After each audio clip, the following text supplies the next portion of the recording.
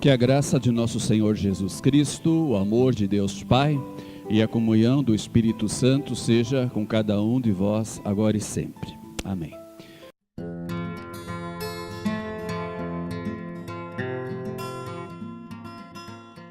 Queridos irmãos, quero convidá-los a abrirem as suas Bíblias no Evangelho desta manhã, destacando do capítulo 15 de Mateus, o versículo de número 28. Então lhe disse Jesus: ó mulher, grande é a tua fé, faça-se contigo como queres. E desde aquele momento sua filha ficou sã. Assim como estamos, nós vamos falar com Deus. Querido Deus, tua palavra agora será anunciada. Pedimos que o teu Santo Espírito faça com que essa palavra produza muitos frutos em nossos corações. E assim o meditar nela seja agradável na tua presença, ó Deus.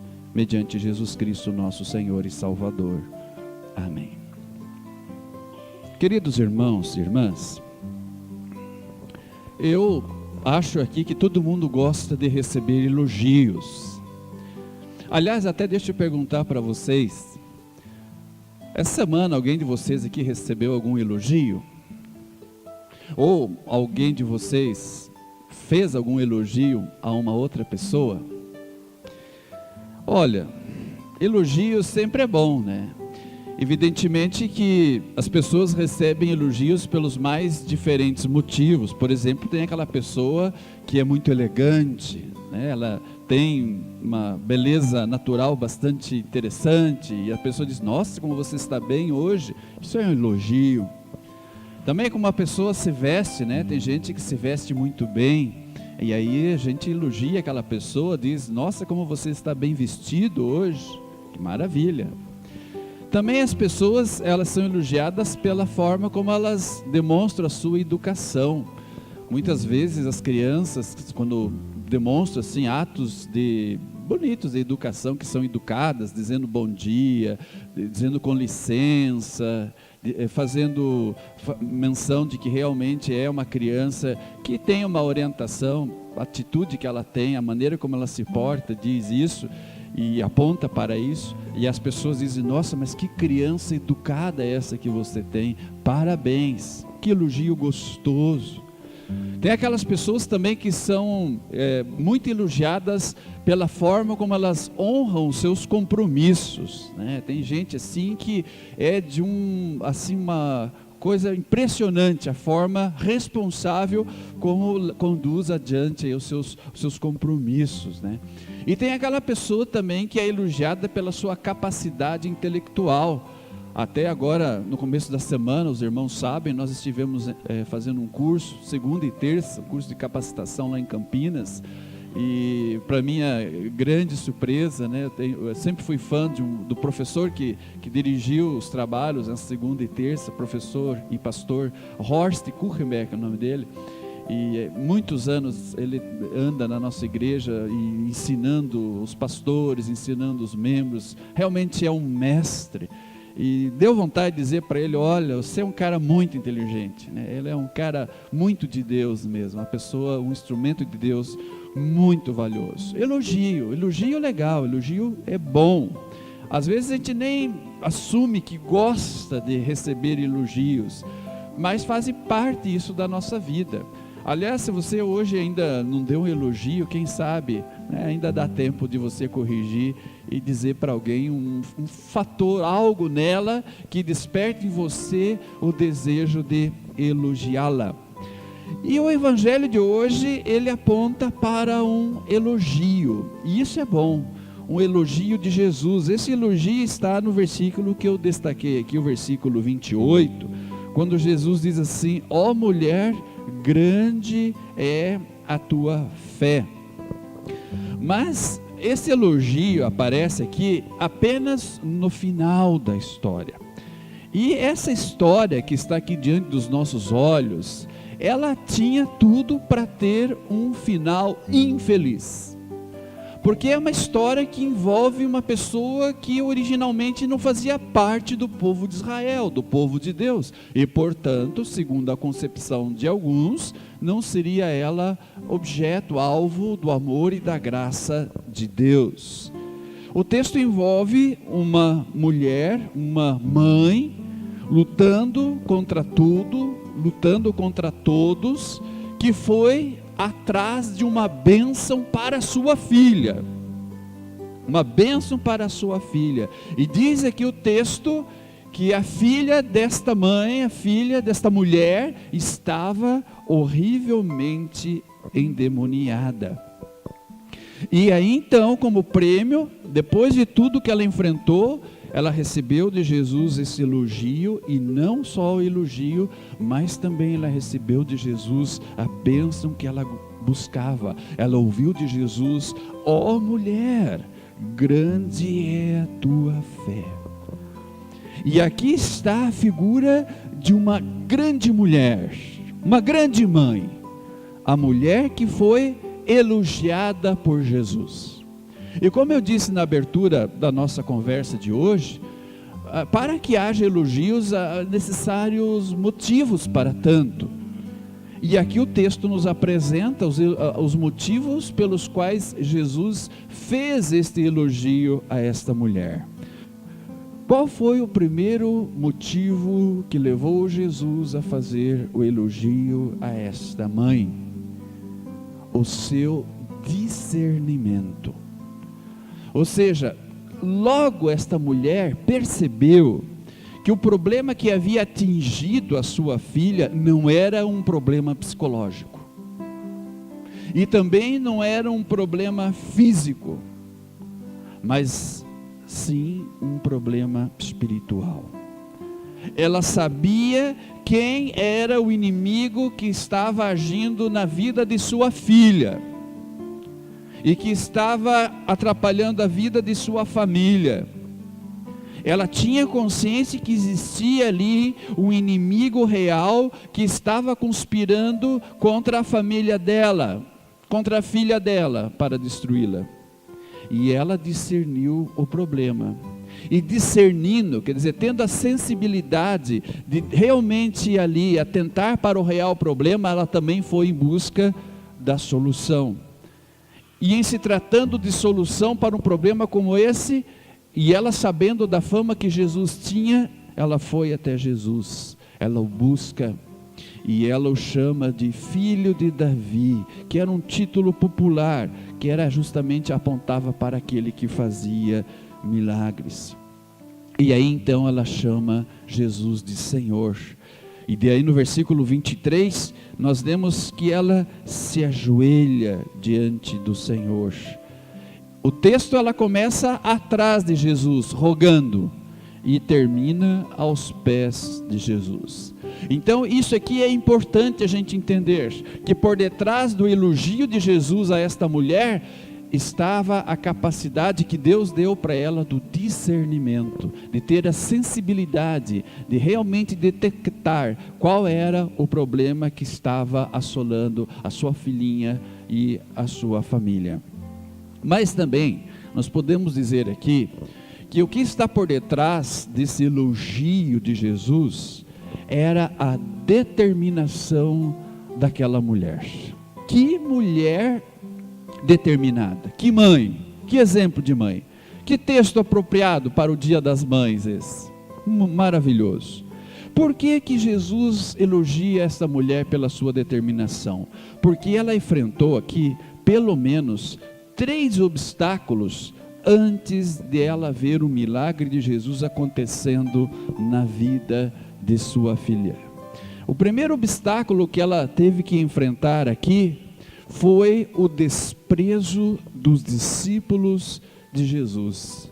Aliás, não é a primeira vez que a gente fala um pouquinho sobre isso, né? Esses dias eu conversei com a igreja, quando Jesus multiplicou os pães. Num primeiro momento, os discípulos queriam que Jesus se livrasse daquele monte de gente, né? Que eles achavam que o problema da fome, daquela daquela gente toda, daquele povo todo, não era problema deles, que eles se virassem. Às vezes os discípulos tinham alguma insensibilidade em relação às pessoas, e esse texto mostra isso novamente, essa falta de sensibilidade, porque o texto aponta no versículo 23, que os discípulos não pediram a Jesus para ele atender aquela mãe, mas eles falaram: Jesus, despede essa mulher que ela está nos importunando, ela está te importunando. Quer dizer, não se importaram, não desenvolveram aquele dom da empatia, eles não sentiram com o sofrimento, com aquela mãe, o sofrimento que ela estava carregando sobre si, não se importaram com a sua dor, mas eles queriam se ver livre dela o quanto antes. Eles não intercederam em favor dela, mas contra ela. Eles a desprezaram em vez de ajudá-la. Eles tentaram afastá-la de Jesus, em vez de ajudá-la a lançar-se aos pés do Salvador. De repente, se fosse alguma outra pessoa que não fosse tão determinada assim, ela de repente teria desistido já aqui nesse momento. Quer dizer, poxa vida, mas você quer os seguidores de Jesus, os discípulos, dão bola para mim? Eu já vou embora, já vou largar de mão essa minha esperança que eu tinha nele. Não, não. Ela era uma mulher determinada, mas ela então, em nome dessa determinação, ela vai enfrentar o seu segundo obstáculo, e vai enfrentar e vai vencer.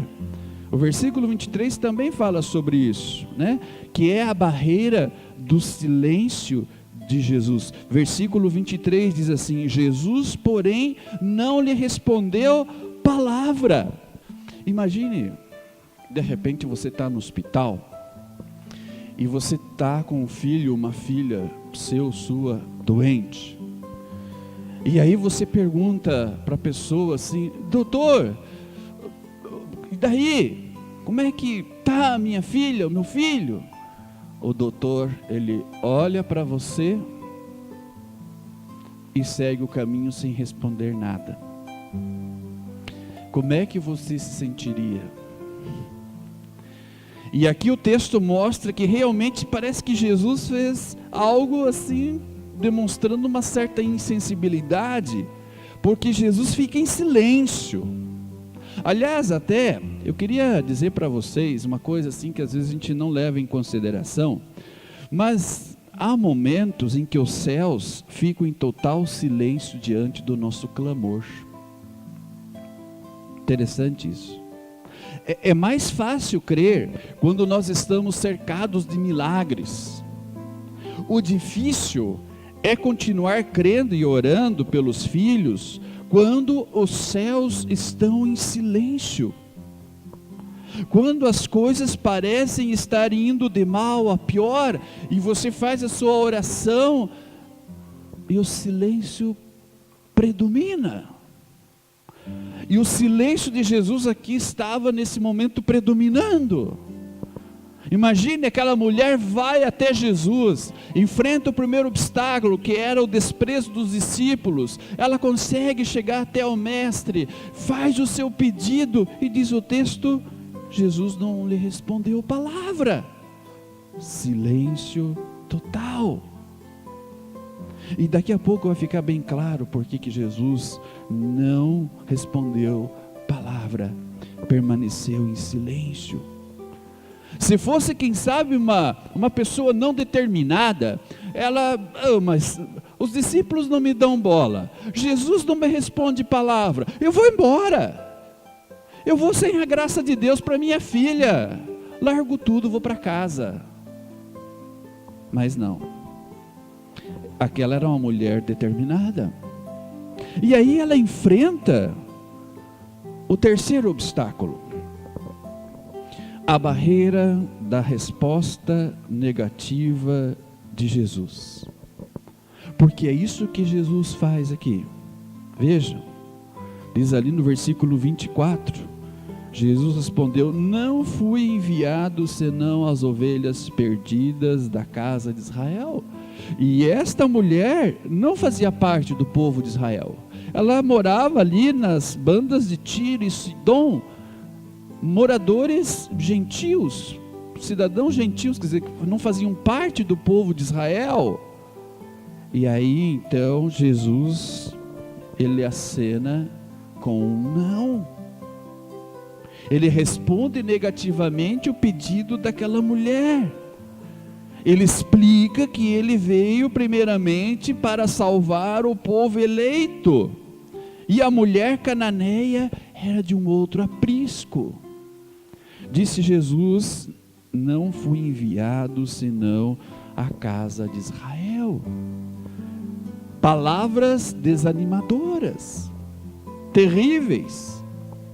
Ela, porém, em vez de sair ali desiludida, revoltada, quem sabe seria essa a nossa reação? Não é assim que às vezes a gente reage? Você tem, primeiro, ninguém te dá bola. As pessoas mais próximas de Jesus não te dão bola. Depois você faz o pedido e ele não diz nada, como se estivesse dizendo para você: bom, o problema é seu. E aí finalmente, então, quando ele diz um não. O que você faria no lugar? Principalmente quem é pai e mãe, o que você faria nesse lugar? Quem sabe no lugar dela você teria uma crise, Quem sabe você faria um espetáculo, se fosse no hospital isso, né? Eu falo muito hospital, que nós tivemos experiências, dias não muito positivas dentro do hospital, e deu vontade de vez em quando falar alto lá dentro. E é isso que a gente tem vontade de fazer, principalmente quando mexe com os nossos filhos, com as nossas crias. Mexam comigo, mas não mexam com os meus filhos. Não é assim? Façam mal para mim, mas não façam mal para os meus filhos. Desprezem a mim, mas não desprezem os meus filhos. E quem sabe essa mulher, ela poderia ter pensado: eu vou embora, ninguém me ajuda. Mas ela é espantosa na sua reação. Ela vem, ela se ajoelha diante de Jesus, ela o adora e diz: Senhor, socorre-me. Ela diz: eu não vou desistir da minha filha. Eu vim buscar uma bênção aqui, eu não saio daqui sem esta bênção. Eu não vou desistir. Então, em vez de desistir de sua causa, ela adora e ora ao Senhor Jesus, e Jesus dá mais uma pancada nela. Versículo 26, Jesus diz: não é bom tomar o pão dos filhos e lançá-los aos cachorrinhos. Você pensa: ah não, aí se fosse comigo, aí o pau ia quebrar. Ah não, aí eu já aguentei tudo, mas isso é demais.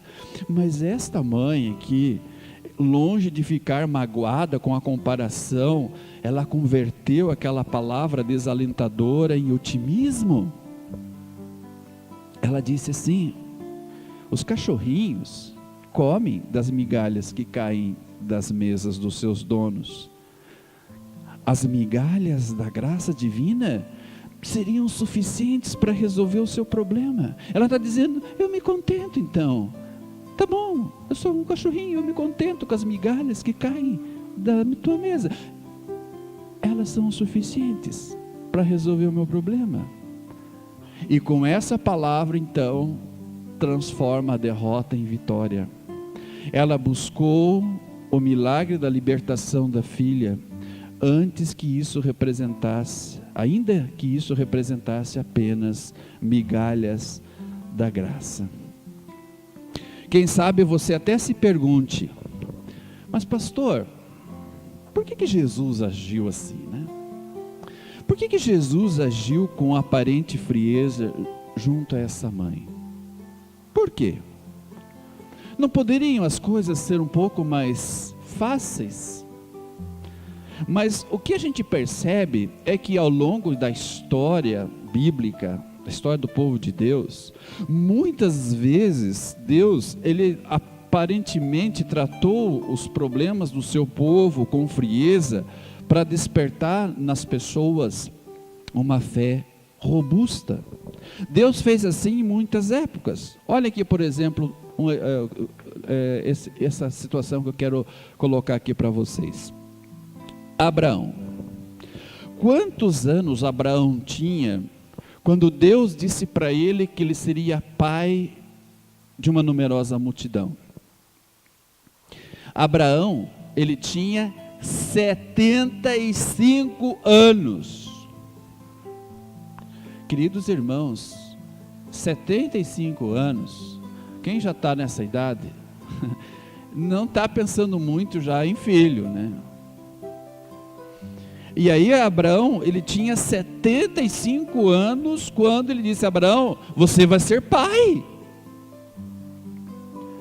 Bom, passou um mês, nada. 2 meses, nada. 1 ano, nada. 2 anos, nada. 5 anos, nada. 10 anos, nada. 15 anos, nada. 20 anos, nada. 24 anos, nada. 25 anos, nada. Aí com 100 anos, quando Abraão tinha 100 anos, ele vai escutar dentro da casa dele um barulho que ele já tinha até, quem sabe, embora confiasse, né, mas nem estava esperando mais. O barulho de uma criança chorando. Ele esperou 25 anos para ver a promessa de Deus cumprida. Esperou 25 anos. Interessante. Essa aparente frieza de Deus, parece que Deus não vai cumprir aquilo que Ele prometeu. Ele cumpre. Um outro momento muito interessante que eu fico assim, brigando às vezes com Jesus, no bom sentido da expressão, né? Aquele texto quando as irmãs Maria e Marta mandam Jesus, um recado para Jesus, diz: Senhor, está enfermo aquele a quem ama, se referindo ao irmão delas, o Lázaro. E Jesus, parece que ele fica embaçando, demora. E ele chega na casa da Maria e Marta, em Betânia, ele chega 4 dias depois que o Lázaro estava morto, sepultado, cheirando mal, diz o texto. Gente, imagine o que essa Maria e Marta sentiram no coração, nesse período. Às vezes, Deus age com a gente de uma forma que a gente não entende. Você pensa que a bênção vem amanhã, se pede hoje, vem amanhã, no mais tardar mês que vem, e às vezes ela demora anos, inclusive, como foi no caso de Abraão. E a mulher foi persistente, aquela mãe. Ela foi persistente. Enfrentou os obstáculos e recebeu então o elogio, a bênção que ela veio buscar junto aos pés de Jesus, ela conseguiu, e a filha dela, diz o texto, foi curada. E quando ela chega em casa, diz o texto que a filha dela estava sã. Meus queridos irmãos, quantos obstáculos vocês terão que superar para receber um elogio de Jesus? Quantos obstáculos vocês estão prontos para suportar, enfrentar, e finalmente na história, no final da história, receber também um elogio como esta mulher recebeu?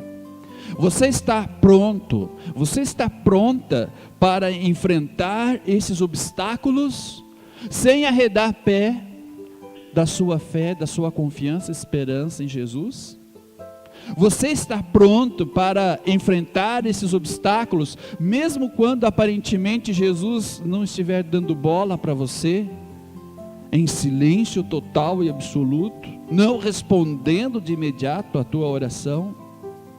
Quantos obstáculos você terá que superar para socorrer a tua família, o teu casamento, os teus filhos, teus netos? Quantos obstáculos teremos que superar? Por isso, meus queridos irmãos e irmãs, mães de joelhos, vamos pôr os pais aqui também, né? Pais de joelhos, filhos de pé. Por isso diria para vocês assim: lutem pelos seus filhos, lutem pela sua família. Não desanime nas tuas orações. Orem por eles. Orem por vocês. Resistam a qualquer obra do inimigo na vida dos seus filhos e na vossa vida conjugal.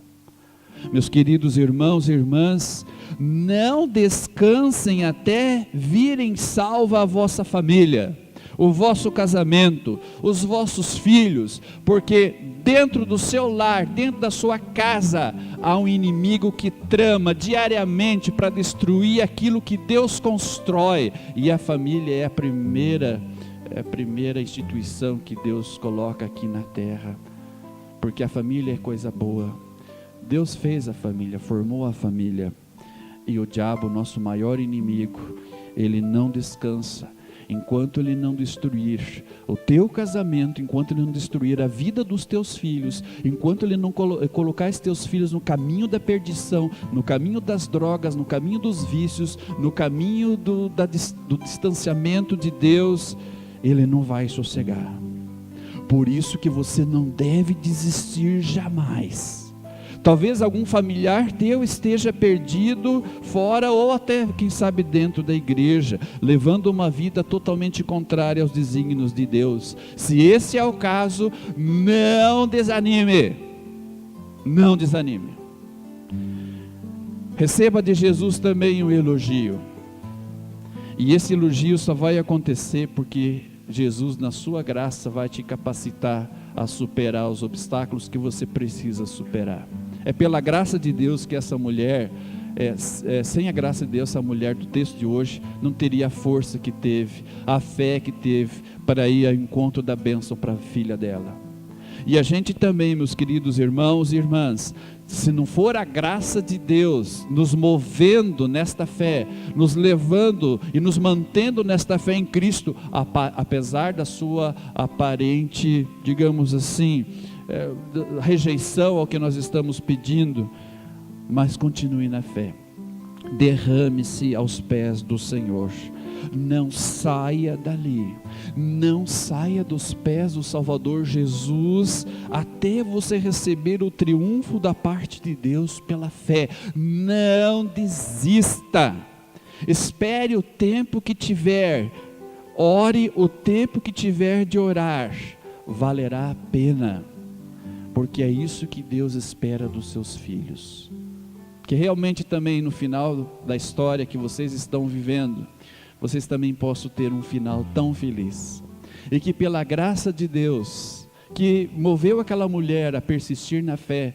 mova você também nessa persistência, nessa insistência. Não desista, não desista do seu casamento, não desista dos teus filhos, não desista dos teus pais, os coloque sempre em oração, e Deus, ao seu tempo e à sua maneira, os atenderá, te atenderá também. Deus nos ilumine com essa palavra, e que você possa sair daqui desta casa hoje fortalecido na fé. Em nome de Jesus, amém.